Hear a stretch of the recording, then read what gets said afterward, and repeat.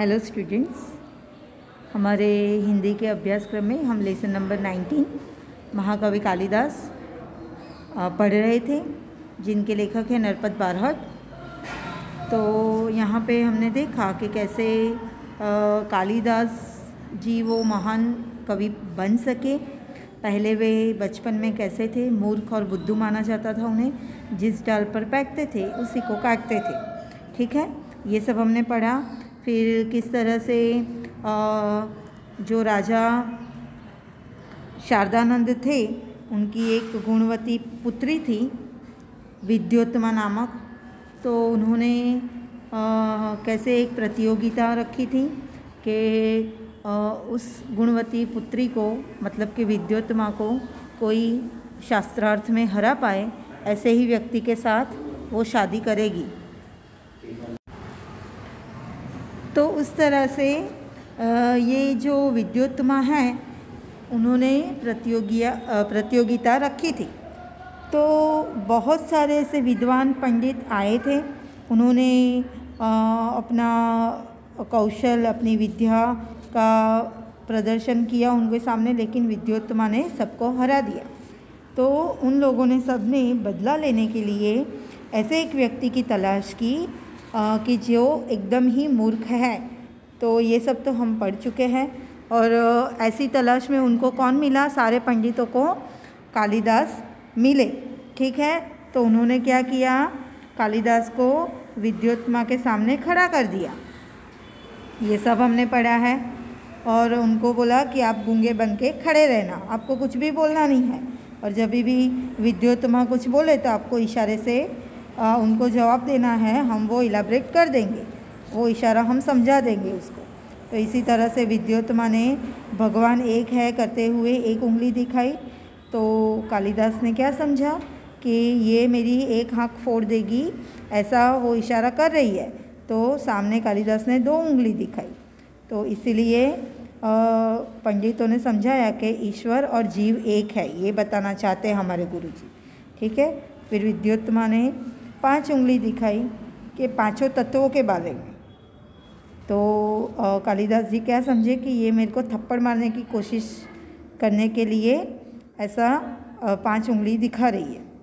तब जाके उन्होंने क्या इशारा किया? मुट्ठी का इशारा किया कि आप मुझे थप्पड़ मारोगे तो मैं आपको घुसा मारूंगा। लेकिन पंडितों ने क्या समझाया कि पांचों तत्वों को साथ में मिलके रहना चाहिए। तो इसी तरह से हमने देखा कि इन लोगों की शादी हो जाती है। और बाद में जब अचानक से कालिदास बोलते हैं, तब विद्योत्तमा को पता चलता है कि मेरी शादी तो एक मूर्ख व्यक्ति से हुई है। तो तब जाके उसने क्या किया?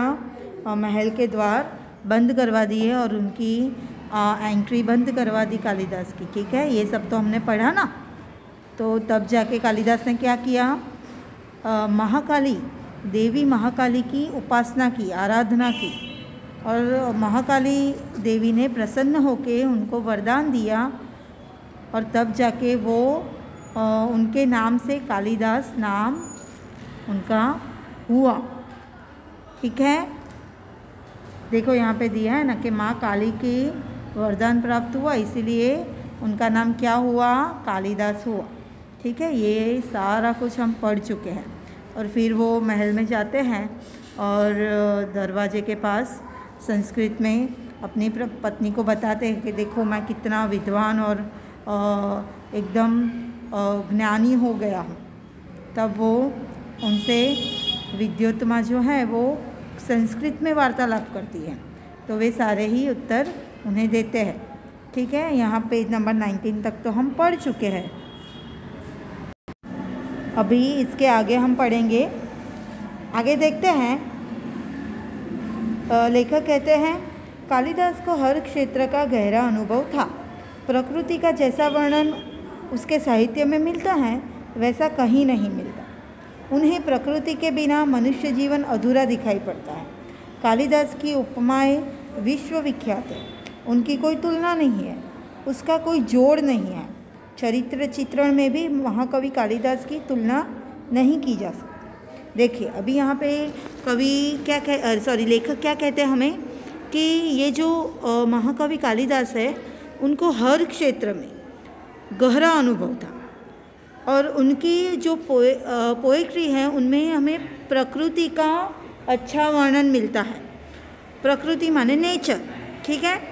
और उनके साहित्य में हमें प्रकृति का अच्छा वर्णन मिलता है, क्योंकि उन्हें प्रकृति बिना मनुष्य जीवन कैसा लगता है, अधूरा दिखाई पड़ता है। अगर नेचर ही नहीं है तो मनुष्य जीवन बिल्कुल अधूरा है, ऐसा वो मानते हैं। कौन? महाकवि कालिदास।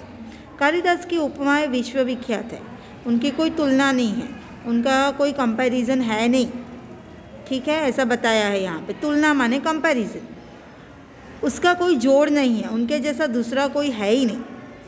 चरित्र चित्रण में भी महाकवि कालिदास की तुलना नहीं की जा सकती। चरित्र चित्रण माने बायोग्राफी, किसी की बायोग्राफी लिखनी है तो भी उनके जैसी लिखावट कोई नहीं कर सकता, ठीक है।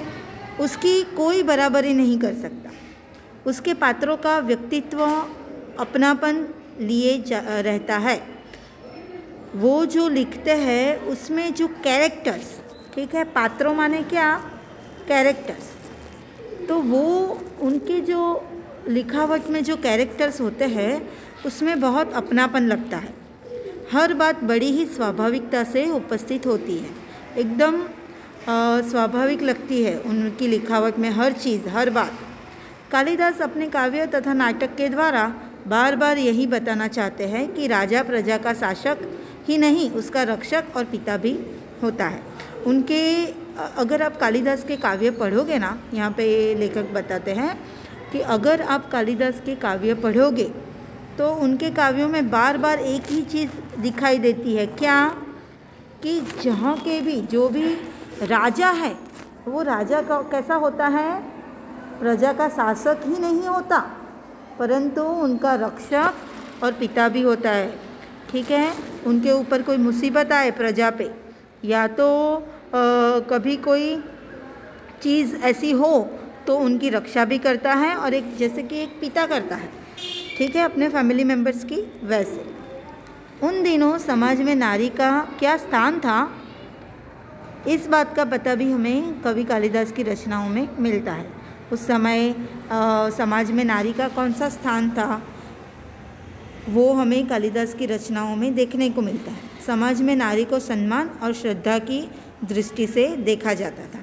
उन दिनों में ही नारी को कैसे देखते थे? सम्मान और श्रद्धा की दृष्टि से देखते थे, और उसे नृत्य, संगीत, चित्रकला आदि की शिक्षा दी जाती थी। और नारी को नृत्य, संगीत और चित्रकला की शिक्षा भी दी जाती थी, ठीक है। चलिए आगे देखते हैं। महाकवि कालिदास के 7 प्रमुख ग्रंथ हैं। कालिदास के 7, ठीक है, प्रमुख ग्रंथ, मुख्य, उन्होंने बहुत सारी चीज़ें वैसे लिखी हैं, लेकिन इसमें मेन 7 ग्रंथ है ऐसा बताया गया है। और उसमें भी पहला ग्रंथ है ऋतु संहार, ठीक है। यह एक उत्तम काव्य है, पोयम। इससे कालिदास ने अपनी सूक्ष्म दृष्टि का परिचय दिया है। सूक्ष्म दृष्टि माने एकदम बारीकाई से हर एक चीज़ लिखी है उन्होंने। ऋतुओं का तथा प्रकृति का जितना सुंदर चित्रण काव्यों में है उतना कालिदास के अन्य ग्रंथों में नहीं है। ऋतु संहार में जो ऋतुओं का, सीजन्स का और प्रकृति का इतना सुंदर उन्होंने चित्रण किया है कि उनके और कोई ग्रंथ में ऐसा नहीं देखने को मिलता है। चलिए आगे देखते हैं। मालविकाग्निमित्र कालिदास का दूसरा ग्रंथ है। चलो, पहला ग्रंथ क्या देखा हमने? ऋतु संहार। अभी दूसरा ग्रंथ कौन सा है? मालविकाग्निमित्र। ये कालिदास का कौन सा ग्रंथ है? दूसरा वाला, और पहला नाटक है। ये दूसरा ग्रंथ है। पहले उन्होंने पोयम लिखी है, ये ऋतु संहार नामक पूरी, और ये एक नाटक है, ठीक है। उसमें 5 अंक है, उसमें 5 पार्टीशन किए गए हैं, पार्ट है। और विदिशा और राजा अग्निमित्र तथा विदर्भ की राजकुमारी मालविका की प्रेम कथा उसमें चित्रण की गई है। क्या क्या है उसमें? विदिशा के राजा अग्निमित्र तथा विदर्भ की राजकुमारी कौन है? मालविका, उनकी प्रेम कथा उसमें दर्शाई गई है। तीसरा ग्रंथ कौन सा है? विक्रमोर्वशीयम। ओके, कालिदास का दूसरा नाटक है। इसमें 5 अंक है तथा महाराजा पुरूरवा और उर्वशी की प्रेम कथा चित्रण की गई है। कुमार संभव का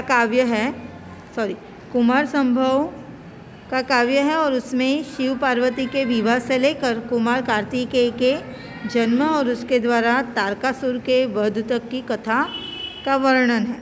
ये सारे आप देखो इतने अच्छी तरह से उन्होंने 1 बाय 1 कौन कौन से ग्रंथ लिखे और ये सारे संस्कृत में है। समझ में आई बात? पहले उनको कैसे बुद्धू माना गया था, फिर उनको इतनी सारी विद्या प्राप्त हुई जिससे उन्होंने पूरे ग्रंथ लिखे हैं।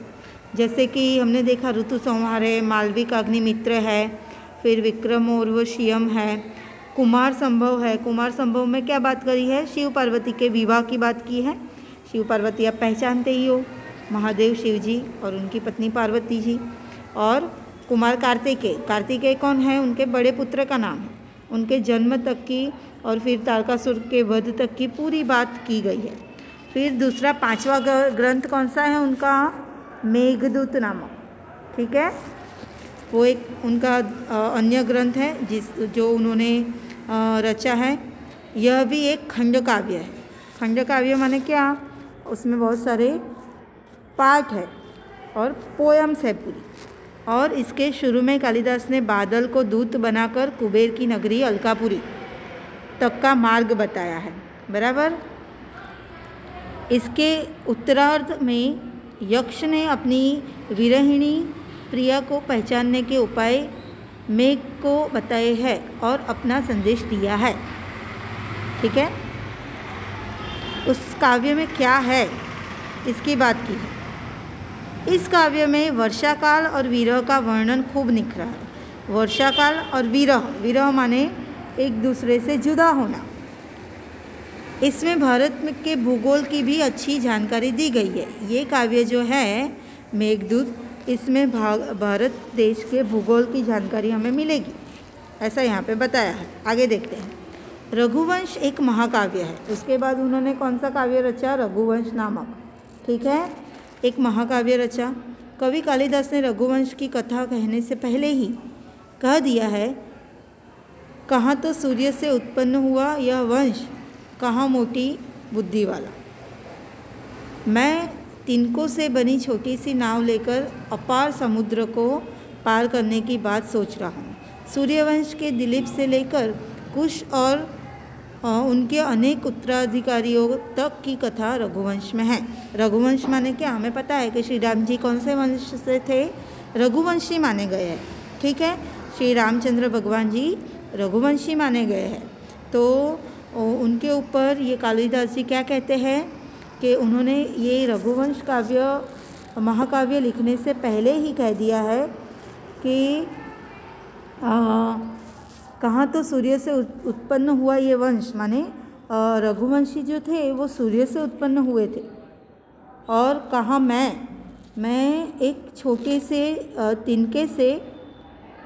तिनकों से बनी छोटी सी नाव लेकर, मतलब मेरी इतनी हैसियत ही नहीं है कि मैं रघुवंश के बारे में इतनी अच्छी तरह से लिख पाऊँ, फिर भी मैं कोशिश करूँगा, ठीक है। ऐसा वो बताते हैं कि मैं ज़रा सी कोशिश लेके, मेरी ज़रा सी बुद्धि लेके मैं इतनी बड़ी चीज़ लिखने की कोशिश कर रहा हूँ। और सूर्यवंश के जो दिलीप थे उनसे लेकर हमें पता है कि श्री राम जी भगवान के पुत्र थे लव और कुश। तो वो लव और कुश और उनके उत्तराधिकारी, मतलब उनके भी बेटे मतलब अनेक पीढ़ियाँ तक, वो सारी कथा रघुवंश में है, ऐसा बताया गया है। महाकवि कालिदास का 7वां और सर्वोत्कृष्ट ग्रंथ है अभिज्ञान शाकुंतलम। कौन सा है 7वां ग्रंथ उनका? कौन सा है? और सर्वोत्कृष्ट, ओके, अभिज्ञान शाकुंतलम। यह उनका तीसरा नाटक है। ये कौन सा है नाटक? अभी तक उन्होंने काव्य, महाकाव्य और नाटक लिखे हैं। ये उनका नाटक है, ये 3rd नंबर का नाटक है। 7th ग्रंथ है और 3rd नंबर का नाटक है और इसमें 7 अंक हैं। ठीक है। महाकवि ने इस नाटक में राजा दुष्यंत तथा शकुंतला की कथा कही है। राजा दुष्यंत और शकुंतला की कथा कही है उसने। इस तरह महाकवि कालिदास आज भी हमारे संस्कृत साहित्य में अमर है। उनकी रचनाओं में तत्कालीन साहित्य, शासन और राजनीति, समाज और जन विश्वास, भूगोल, ललित कला, स्थापत्य आदि सभी की झलक मिलती है। यहाँ पे क्या बताया है कि वे जो भी महाकाव्य या नाटक लिखते हैं, इसमें हमें बहुत सारी चीज़ें जानने के लिए मिलती हैं कि उस समय कैसे साहित्य लिखे जाते थे, कौन सा शासन चल रहा था, कैसा शासन चल रहा था, तब राजनीति कैसी चल रही थी। ठीक है। राजनीति मतलब क्या, पॉलिटिक्स। फिर तब का समाज कैसा था, समाज के लोग कैसे थे, उनका जीवन कैसा था, उनका जीवन के बारे में, फिर लोगों का एक दूसरे पे विश्वास कैसा था, जन विश्वास कैसा था, तब की भूगोलीय परिस्थिति कैसी थी। ठीक है।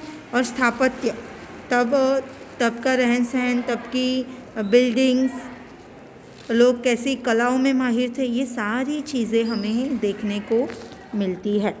तो स्टूडेंट्स, मैंने इसके आगे वाले लेक्चर में आपको शब्दार्थ और टिप्पणी तो लिखने के लिए दे दिया था। अभी आपको इसका स्वाध्याय लिख के दिखाना है, सैटरडे तक चेक करवा देना है। ठीक है। तो आई होप कि आपको समझ में आ गया है लेसन। ठीक है। और अच्छी तरह से ये अच्छे राइटिंग में लिखिएगा और सारे ही बच्चे सैटरडे तक लिख के चेक करवा दीजिएगा। Thank you so much.